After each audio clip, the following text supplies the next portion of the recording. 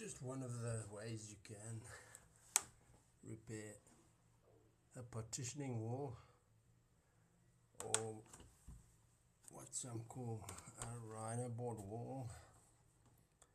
There are different materials as well, but great way to close a hole in a partitioning wall is just get some wood glue, mix it with some wood shavings, and then put it in the hole. While it's still wet, you can actually use it as a plaster. A piece of wood that's flush with the wall, and it makes it great,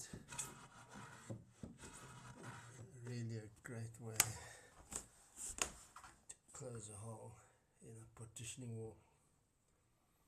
Okay, so I haven't closed the hole completely, just so you could see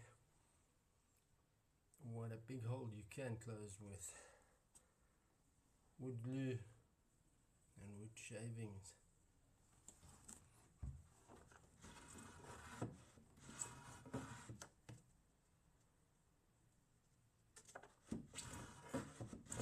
If you want to accelerate the process, you can use a heat gun, because with heat, wood glue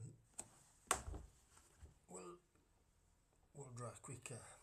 So yeah, thanks for watching, and enjoy your renovations or repair work, or it may just be a hobby as well.